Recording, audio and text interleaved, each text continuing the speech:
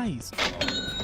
Fácil de encontrar, na rua Doutor Silva Pinto, número 210, no centro, em frente à Santa Casa.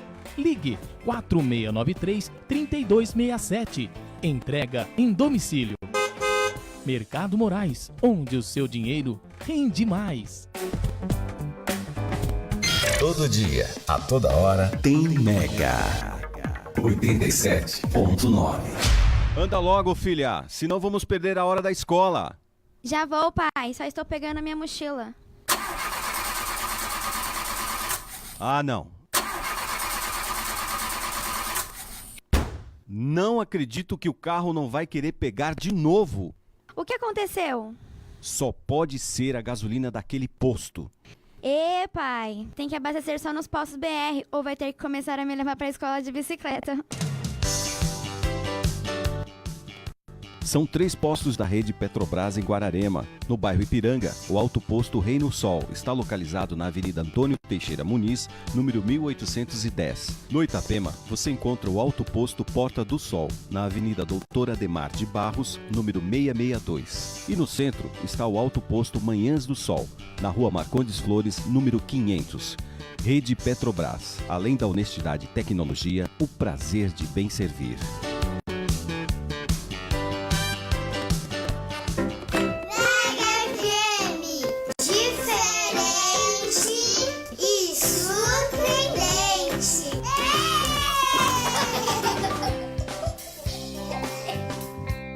Começa agora na Mega FM o programa Espertos como Serpentes, com a apresentação de José Freire, fatos do cotidiano, variedades e conselhos para o público jovem. Você acompanha aqui. A juventude é uma coisa tão bela, que pena desperdiçá-la com os jovens. Bom dia a todos, sempre uma satisfação estar dando início a mais um programa Espertos como Serpentes. Nós aqui da Mega FM agradecemos muito o prestígio que nós recebemos semanalmente de cada um dos nossos ouvintes. Agradecemos por quem nos prestigia pela rádio, pelo Facebook, as pessoas que recomendam que o nosso programa seja ouvido. E, como eu disse já várias vezes, fiquem à vontade para enviar críticas, comentários, sugestões de programas. Nós faremos o melhor para atender às solicitações do nosso belo público, beleza? Então, na verdade, hoje o programa começa com... Na verdade, os acontecimentos dessa semana acabaram chocando um pouco todo mundo. E é bem difícil não começar o programa num tom meio baixo com a tragédia que se deu em Suzano. Foi realmente um episódio lamentável que faz com que a gente pare para refletir um pouco o que está acontecendo com o mundo, né? E eu comecei a pensar, bom... Em que medida que eu conseguiria trabalhar isso no programa de tal forma que nos ajudasse a entender um pouco o que faz com que esse tipo de tragédia aconteça. Então, para falar um pouco sobre isso, eu vou, na verdade, trazer de volta alguns temas que nós já trabalhamos, porque, se a gente for ver, o nosso programa começou no setembro do ano passado e a gente está já com mais de 20 programas aí, ou seja, já foi produzido muito conteúdo. Nós já falamos muito sobre vocação, sobre trabalho, lazer, cultura, religião e etc. E, na verdade, a busca pelo conhecimento, bom, o que significa etimologicamente a palavra filosofia? Filo vem da palavra grega filia, que significa amizade, e sofia, conhecimento, amor ao conhecimento. Uma definição de filosofia que eu gosto bastante é a busca da unidade do conhecimento na unidade da consciência.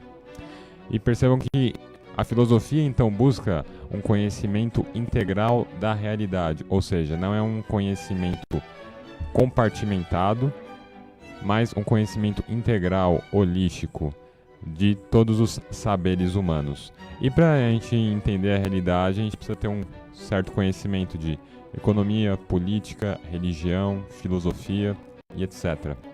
Agora, o que nos faz entender a ocorrência de episódios como esse, como aconteceu em Realengo também, acho que no Rio de Janeiro, e também que é um pouco mais antigo, nos Estados Unidos, os tiros em Columbine. Bom, Eu trouxe aqui um livro que eu acabei já mencionando em algum programa, mas eu não me aprofundei muito nele. Esse livro que se chama A Morte de Ivan Ilitch, do autor Tolstói.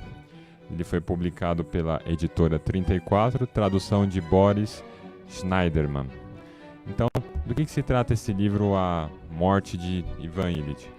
Eu acredito que esse livro ele acaba capturando muito bem os problemas do mundo moderno, que é caracterizado por uma mentalidade burguesa de mundo. Então, o que é a morte do Ivan Ilitch? Bom, Ivan Ilitch é um juiz renomado na Rússia, que tem uma família com 2 filhos, uma família aparentemente estável. É uma pessoa que profissionalmente ascendeu a uma posição de muito prestígio de juiz na Rússia no início do final do século XIX, virando para o início do século XX. Só que em determinado momento ele acaba sofrendo um acidente que aparentemente não é nada demais. Ele acaba batendo aqui a região onde fica o rim. E por conta de uma série de complicações oriundas dessa batida, ele recebe a notícia de que ele tem somente alguns meses de vida. Então, para quem já tem acompanhado os nossos programas, a gente já trabalhou esse tema quando nós analisamos o filme Antes de Partir, com o Morgan Freeman e o Jack Nicholson. Que consiste aquele filme, Antes de Partir? Bom, são 2 senhores que recebem a notícia que têm 2 doenças terminais e, tendo em vista o curto espaço de tempo que eles têm, eles decidem redigir uma lista, em inglês é The Bucket List, o nome do filme, porque é justamente essa lista, e chutar o balde significa morrer em inglês. Eles redigem essa lista com os tópicos, com as coisas que eles querem fazer antes de morrer. Pular de paraquedas, visitar as pirâmides do Egito, etc. Então, é mais ou menos essa situação na qual se encontra o Ivan Ilitch. Ele sabe que, de acordo com os médicos, ele vai morrer dentro de alguns meses, e ele começa a revisitar toda a vida dele, e ele percebe o quão vazia foi a vida dele. Por quê? Porque até o momento que ele sofreu o acidente, ele viveu o que eu chamo de uma vida aburguesada. Então, o que é uma vida aburguesada? Quem é um burguês? Bom, a figura do burguês surgiu da Baixa Idade Média como sendo aquelas pessoas que lidavam com o comércio. Ou seja, o burguês, em contraposição com o paradigma da Alta Idade Média, ele sempre foi voltado para atividades mais, digamos assim, práticas, voltada para o mundo material. Por isso, justamente, essa vocação burguesa para o comércio, que fez que, a partir daí, acabasse surgindo toda a mentalidade protestante, etc, etc. Então, o que caracteriza hoje a vida burguesa? O burguês é aquela pessoa que tem como única finalidade da sua existência aumentar o seu nível de conforto. Então, hoje eu viajo para o Rio de Janeiro, ano que vem para a Argentina, depois para os Estados Unidos, depois para a Europa, depois para a China, etc, etc. Ou seja, ele fica nessa espiral constante de busca de maiores níveis de conforto para si e para sua família. Qual que é o principal problema com isso? Nem só de pão vive o homem. Essa é a grande questão. Essa busca por sucesso do ponto de vista material não é necessariamente acompanhado de uma satisfação pessoal. Por isso que você vê tantos milionários que são pessoas profundamente tristes, carrancudas e que em determinado momento chegam até a se matar ou doar toda a fortuna porque percebem que toda a fortuna que eles acumularam não traz felicidade. Um filme clássico que retrata isso é o Cidadão Kane, Citizen Kane, que, salvo engano, é da década de 40, um filme preto e branco muito bom. Beleza. Então, o que Ivan Ilitch percebe? Ele percebe que ele fez direito meramente porque era uma carreira que gozava de muito prestígio e o pai dele, salvo engano, tinha conexões. Ele passou boa parte da faculdade naquele espírito mundano de festas, enchendo a cara, zoando com os amigos, etc. Ele se casou por uma mera questão de conveniência e teve filhos também por uma mera questão de conveniência, porque era um tipo de imagem que servia o propósito dele para se tornar um juiz reconhecido entre os seus pares. Beleza, então, o ponto é, quando você se depara com a realidade da morte, você percebe o quê? Que aquilo que, na verdade, você achava que você dispunha muito, ou seja, o tempo, você percebe que você não tem tanto tempo assim. E quando nós temos menos de um recurso, nós tendemos a apreciar e utilizar esse recurso muito melhor. Eu sempre gosto de usar esse exemplo comparativo entre São Paulo e Israel. Então, acho que uns 2, 3 anos, a gente teve um problema em São Paulo de estiagem durante o verão. E as represas não receberam a quantidade de chuva que era esperada e você teve racionamento. E algumas cidades ficaram sem água, precisando ser abastecidas por caminhão-pipa. Agora, será que vocês já pararam para pensar que em São Paulo, ou seja, um estado localizado num país tropical, que tem o aquífero Guarani, que tem uma série de rios caudalosos, falta água e não falta água em Israel, que está no deserto? Por quê? Bom, uma vez que você tem muito de um recurso, você tende a não apreciar e dar o valor devido a esse recurso, no caso, a água. Já que falta água aí em Israel, eles desenvolveram uma tecnologia específica para conseguir extrair água de profundidades maiores no subterrâneo e, consequentemente, eles lidam muito melhor com esse recurso.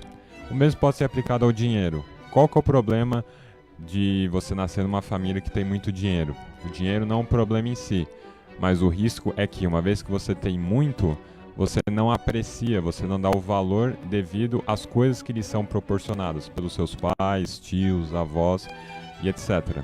É justamente esse quadro do Ivan Illich. Ele sempre pertencia a uma família tradicional, ele seguiu a carreira que era mais bem vista, só que no momento em que ele se depara com a realidade da morte, ele percebe que a vida dele, na verdade, foi um grande balão, ou seja, algo aparentemente grandioso, mas que não estava preenchido com nada. E a morte simplesmente ia lá para espetar o balão. E o que você faz diante de uma situação dessas? Bom, o que eu acredito que esse livro, A Morte do Ivan Illich, mostra? Primeiramente, um dos autores que nós já trabalhamos aqui, o Viktor Frankl, ele leu esse livro, A Morte de Ivan Illich, e isso acabou influenciando muito o desenvolvimento daquilo que o Viktor Frankl chamou de logoterapia. Logo vem da palavra logos, que em grego significa algo do tipo sentido. Então, terapia por meio do sentido, a cura das doenças por meio do sentido. O que o Viktor Frankl notou? Ele passou 4 anos no campo de concentração, assim como outras pessoas também passaram, sejam campos de concentração nazistas ou soviéticos, e ele começou a perceber que as pessoas que resistiam àquela situação e saíam às vezes fortalecidas eram justamente aquelas pessoas que tinham valores bem claros e enraizados no âmago do seu ser. Então, eu preciso passar por essa situação porque eu preciso voltar para minha família. Eu preciso passar por essa situação porque eu deixei uma obra científica inacabada que eu preciso divulgar e vai ajudar muita gente. Ou porque eu preciso passar por essa situação porque Deus está contando comigo.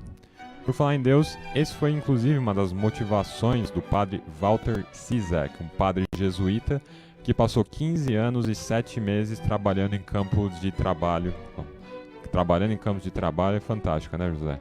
Então ele passou 15 anos e 7 meses trabalhando em campos de concentração na Sibéria.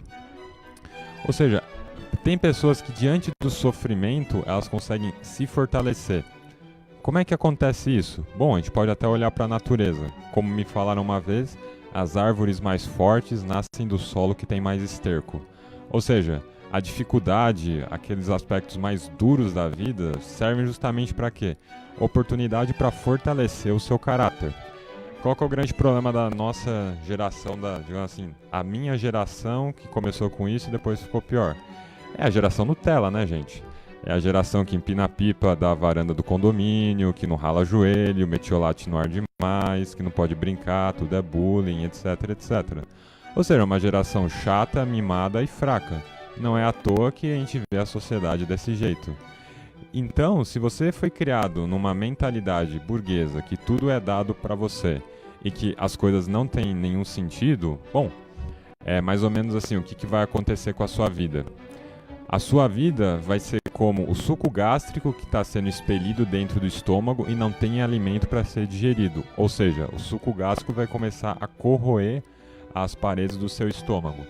Ou seja, se você é um juiz renomado que recebe o aviso que você vai morrer e você teve uma vida vazia de sentido, bom, a resposta a isso é simplesmente o desespero. E a resposta mais lógica que existe, porque se a vida não tem sentido, bom, qual é a motivação que uma pessoa tem para levantar da cama de manhã? Então, uma boa questão para o nosso exame de consciência é o que nos faz levantar da cama de manhã? Se você não tem uma motivação bem clara para levantar da cama, porque convenhamos, levantar da cama sem apertar o botão soneca é difícil pra caramba. Se você não tem uma motivação clara, bem, você vai ficar simplesmente deitado. E é justamente isso que acontecia nos campos de concentração. Viktor Frankl conta de um relato de um rapaz que simplesmente ficava deitado onde estavam as fezes. Por quê? Ele ia lá, evacuava, mas ele não tinha nenhuma motivação para levantar. Perceba até que ponto chega ao ser humano quando ele acaba sendo desprovido de qualquer motivação pela vida. E você não precisa estar num campo de concentração para não encontrar motivação. Muito pelo contrário, você pode estar num apartamento com ar-condicionado numa área nobre de São Paulo e não encontrar motivação para sua vida. E você pode viver como um caiçara na praia, sem ar-condicionado, vendendo sua arte na praia e pegando onda, e ainda assim você está encontrando sentido. Então percebam que encontrar sentido da vida não tem muita coisa a ver com o que você faz, onde você está. Trata-se de uma atitude que você toma perante a vida. Então, o que o Ivan Illich começa a fazer? Bom, ele primeiro começa a descascar os aspectos falsos dos relacionamentos que ele estabeleceu. Primeiramente com a mulher e com os filhos, porque a família e o casamento dele foi uma grande fraude, infelizmente. As amizades foram todas amizades, como nós trabalhamos já, amizade segundo Aristóteles, com base na utilidade e no prazer. Ou seja, eu vou ser amigo desse sujeito do governo porque ele vai, por meio de um banco de desenvolvimento, me emprestar dinheiro. Eu vou pagar a prestações a perder de vista numa linha de crédito muito favorável e é assim que eu viro amigo desse sujeito no governo. Ou seja, amizades por utilidade ou por prazer. Aquele exemplo bem trivial, né? Eu vou ser amigo desse meu colega de escola para jogar Play 4 na casa dele. Ou seja, é esse tipo de amizade. Agora, amizades por utilidade e prazer não vão durar no longo prazo. Então, Ivan Illich percebe que a relação com a família dele é falsa, que as amizades são mais falsas ainda. A quem que ele pode recorrer? Bom, tem um criado dele que é uma pessoa muito simples, mas muito boa, que começa a cuidar dele. E a primeira vez acho que ele consegue na vida estabelecer uma relação frutífera com alguém é justamente com esse criado. E a partir do momento que ele consegue estabelecer uma relação de verdade com esse criado, ele começa a preencher, ainda que no final da vida, a vida dele com um pouco de sentido e começa a sentir o quê? Amor, compaixão. Ele se deixa ser cuidado pelo criado e ele recebe um certo tipo de amor que não mudou o que já aconteceu, mas assegura que o tempo que ainda lhe resta, ele consegue viver com mais sentido do que antes. Como que essa história acaba? Bom, vamos descobrir depois do intervalo. Quando lhe perguntarem que rádio você ouve, responda na ponta da língua. Mega FM 87.9. Diferente e surpreendente. Falhas na partida do seu carro? O consumo de combustível aumentou? Danos no filtro de combustível, nas velas e bomba do motor? Perda de potência? Xiii! Acho que está na hora de abastecer em um local de confiança, hein? Vá até os postos da rede Petrobras em Guararema. Neles, você encontra combustível com qualidade garantida, além da maior linha de óleos, filtros e aditivos da cidade. E pode confiar, lá não entra gasolina formulada. São 3 postos de confiança na cidade. No bairro Ipiranga, o Alto Posto Reino Sol está localizado na Avenida Antônio Teixeira Muniz, número 1810. No Itapema, você encontra o Alto Posto Porta do Sol, na Avenida Doutor Ademar de Barros, número 662. E no centro está o Alto Posto Manhãs do Sol, Rua Marcondes Flores, número 500. Rede Petrobras. Além da honestidade e tecnologia, o prazer em bem servir. Música boa, informação e bom humor. Você pode ouvir no mesmo programa. Mega Festa, domingo às 10 da manhã, ao vivo. Vem pra festa! Mega, diferente e surpreendente. O som do verão é Mega FM, Mega FM 87.9. A Múltipla Guararema oferece aos seus alunos ensino especializado em diversas áreas, tais como informática, idiomas, beleza, saúde, administração gerencial, recursos humanos e logística.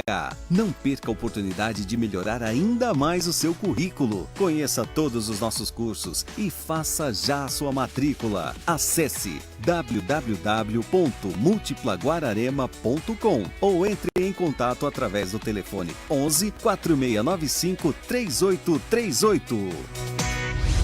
De Guararema para todo o planeta. Mega 879. Então estamos de volta. Meu ponto com tudo isso é: o drama vivido pelo Ivan Illich é o drama de muitas pessoas que, aos 30, 40 anos, dedicaram-se a trabalhar 12 horas num escritório na indústria farmacêutica, automobilística, em escritórios de contabilidade, escritórios de direito, etc., e percebem que viveram uma mentira. Não porque essas atividades em si não possam ter um valor e não contribuam para o bem da sociedade, mas simplesmente, usando aquela palavra que minha avó gosta muito, simplesmente não orna. Ou seja, não orna para você ser advogado, contador, médico, etc. Não existe nenhum problema com isso. O ponto é, se você detesta golfe, não adianta você ser aluno do Tiger Woods. Por melhor que seja o seu professor, por melhor que sejam os equipamentos, aquilo não é para você. Então você precisa descobrir de verdade o que você tem a fazer. E como que você descobre isso? Por meio de um troço chamado vocação. Do latim vocare, chamar, ou seja, algo que você precisa realizar no mundo. E a pior coisa que fazem é confundir vocação com profissão. Vocação é algo que engloba a sua profissão, mas não te reduz a isso. Se eu falo para você, você é professor, você é advogado, você é contador, você é faxineiro, nada disso diz a totalidade de quem você é. Diz uma parte muito pequena. Então, descobrir a sua vocação significa saber quais línguas você vai querer falar, quais países você quer conhecer, quais estados do Brasil você quer conhecer, quais filmes você quer assistir, quais jogos de videogame você vai jogar, quais as pessoas com quem você vai se relacionar. Ou seja, tudo que diz respeito à vida humana, do que você vai fazer e ser, está relacionado à sua vocação. E, como nós já analisamos também, qual que é o drama na cabeça do brasileiro médio, especialmente do adolescente, o feijão e o sonho, ou seja, eu tenho que fazer aquilo que vai me dar dinheiro ou aquilo que eu gosto. E o ponto é, por mais prazerosa que seja uma atividade, essa atividade em algum momento não vai ser mais prazerosa. Você não vai conseguir mais desfrutar o prazer. É a síndrome das férias estendidas. O sujeito está de férias há tanto tempo que ele não aguenta mais ficar de férias e precisa levantar para trabalhar porque ele não aguenta mais. Ou aquele sujeito que começa a comer aquele petit gâteau quentinho que saiu do forno com sorvete e cobertura de chocolate, ele come 1, 2, 3 e depois no quarto ele não aguenta mais ver petit gâteau durante um ano. Ou seja, a nossa dieta não pode ser rica em prazer, porque senão nós não aguentamos doses elevadas de prazer por muito tempo. Agora, cumprir o seu dever, ganhar o seu dinheiro, ter dinheiro na conta, também é uma coisa que é prazerosa em alguma medida. Então, prazer e dinheiro são categorias que se confundem muito mais do que se separam. E qual que é o outro problema com tudo isso? Bom, é que as pessoas não fazem as coisas simplesmente por dinheiro ou por prazer. Fazem também porque as coisas fazem sentido. E quando você faz uma coisa por sentido, você faz independentemente do prazer ou do dinheiro. Então, se a sua vocação é desenhar, você vai desenhar independentemente se alguém vai te pagar por esse desenho e muitas vezes, independentemente se o ato de desenhar está te proporcionando prazer. Então, você recebeu vamos supor, tem uma conhecida sua que está com câncer, já está internada no hospital e ela sempre gostou muito da Minnie. Você vai desenhar um desenho da Minnie para ela. Você vai fazer isso independentemente do dinheiro ou do prazer que isso daí te proporcionar. Você vai fazer isso porque isso faz sentido. E quando você faz uma coisa, quando ela faz sentido, bom, é como pegar essa caneca aqui. Bom, pra quem não tá me vendo, tem uma caneca aqui, eu não tô mentindo, tá, gente? É que nem pegar essa caneca aqui e colocar água. Agora, ao fazer isso, você está dando. E para você dar alguma coisa, você tem que receber. Imagina um violeiro. Ele começa a tocar o violão. Quanto mais ele toca, maior a probabilidade do violão desafinar. Então você, à medida que você vai agindo no mundo, que você vai realizando a sua vocação e enchendo o copo das outras pessoas com sentido, você precisa fazer um trabalho também paralelo de contemplação, ou seja, de receber alguma coisa, de afinar o seu violão. Como que você faz isso? Bom, as grandes tradições espirituais vêm no exame de consciência, retiros espirituais, oração, jejum, como maneiras de você se fortalecer, de você se reabastecer de energia para depois distribuir energia para as pessoas. E a gente, por falar em redistribuir energia, bom, lembremos aquele exemplo que eu dei daquela pessoa que vive como um lago e de quem vive como um rio. Um sujeito que vive como lago é um sujeito, por definição, aburguesado, ou seja, é aquele monte de água parada que está se acumulando e não está servindo para muita coisa.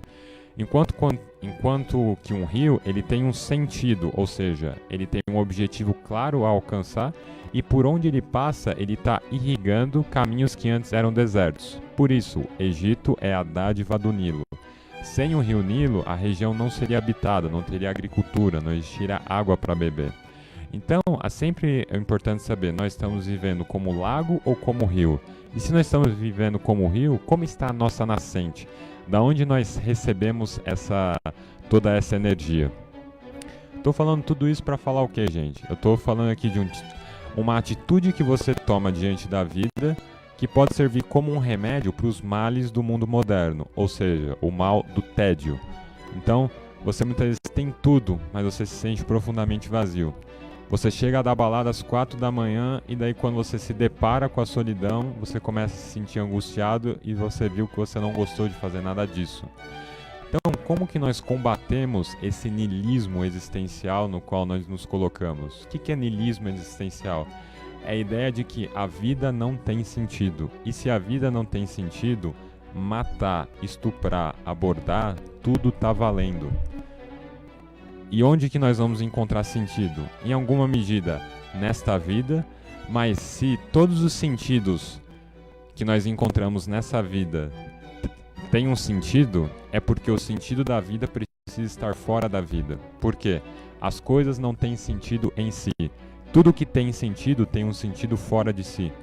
O sentido do relógio é proporcionar que alguém veja a hora. O sentido da caneca é proporcionar um suporte para que alguém beba um líquido. O sentido do microfone é proporcionar que alguém fale. Então, se eu, você, o Pedro, a vida que nós vivemos tem sentido, esse sentido precisa estar fora da vida em algo que é um fim em si mesmo. E se realmente a vida tem sentido, bom, o objetivo de cada pessoa seria, digamos assim, participar em alguma medida, desfrutar desse sentido dos sentidos. E depois que nós venhamos a to kick the bucket, ou seja, morrer, fruir eternamente da comunhão de estar com esse sentido dos sentidos por toda a eternidade. Agora, qual é a opção? Qual é a alternativa? Bom, você parte do pressuposto que a vida não tem sentido. E se a vida não tem sentido, bom, sair por aí atirando em pessoas não vai ter nenhum problema. Então, o que o Viktor Frankl analisou é que o século XX, e acredito que o século XXI, ele é conhecido como o século do vazio existencial. Uma vez que você teve uma destruição de várias tradições espirituais e você não substituiu isso com nada, bom, o que você vai fazer? É aquilo que Nietzsche já falava, o anúncio da morte de Deus. Deus está morto, o que vai ser colocado no lugar? Bom, as pessoas estão tentando colocar várias coisas no lugar. O marxismo tentou colocar o proletariado, os fascistas tentaram colocar a nação, os nazistas a raça pura. Bom, Quando que a gente vai parar de tentar colocar coisas no lugar de Deus, quando só Ele pode satisfazer o âmago do nosso ser? Então, nos criaste para vós e só nosso coração permanece inquieto enquanto não repousa em vós. Santo Agostinho. Então, tem um autor que até fala, o século XXI será o século espiritual, senão ele não será. O que ele quer dizer isso? Que nós temos à nossa disposição todos os meios de nos destruir, tecnicamente. O ser humano chegou a ser mestre da técnica a tal ponto que a técnica pode destruí-lo. Então, qual que é a mensagem daquele trecho da história do Minotauro, que o Ícaro e o Dédalus eles estão querendo escapar da ilha e fazem asas? O que o Dédalus fala para o Ícaro? Dédalus o pai, o Ícaro o filho. Bom, não voe muito perto do sol, porque senão ele vai derreter a cera das suas velas. O que o Ícaro faz? Encantado com o sol e muito confiante, ele começa a voar cada vez para mais perto do sol. As velas, a cera derrete e ele cai no mar e morre. O que é isso? É a mesma história do Dr. Frankenstein. Para quem não sabe, o Frankenstein não é a criação, é o nome do doutor que cria a sua criatura. E o que a criatura faz? A criatura se volta contra o Criador e a persegue. Nós estamos num estágio de domínio da técnica que a nossa criatura vai começar, daqui a pouco, a se voltar contra nós. Em alguma medida já começou. O que são técnicas de aborto, se não meios muito sofisticados de você matar uma pessoa? Então, nós já estamos vivendo isso há algum tempo, e o grande problema é que talvez nos passamos a nos acostumar com isso. Então, uma das coisas boas, se é que a gente pode tirar alguma coisa boa desse evento de Suzano, é que nós ainda temos a capacidade de nos chocar. Se isso nos choca, é um sinal de que a gente reconhece isso como um problema e a gente precisa fazer alguma coisa para melhorar. Quando a gente vê que o Brasil tem mais de 60 mil homicídios por ano, bom, se isso não nos choca mais, é porque nós já nos habituamos tanto a ter isso, que isso já não se torna mais um problema. E quando o mal não é mais um problema, bom, a gente realmente está perdido. Então, qual que é, digamos assim, o remédio para os males da nossa época? Doses cavalares de sentido, ou seja, é sair à noite para comer pizza com os amigos, é jogar videogame com os amigos no final de semana, é almoçar com a família no final de semana, ir à missa, ir ao culto, ajudar uma criança a aprender a ler, ou seja, todas essas ações que de alguma maneira estão conectadas com aquilo que é bom, belo e verdadeiro que existe fora do mundo.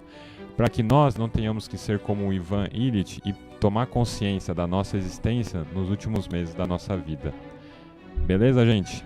Fica essa mensagem aí, espero que de esperança e redenção para um mundo que não pode deixar de se revoltar contra o mal. Meu nome é José Freire Nunes, sou apresentador do programa Espertos como Serpentes. Tenham uma excelente semana, fiquem com Deus, até mais.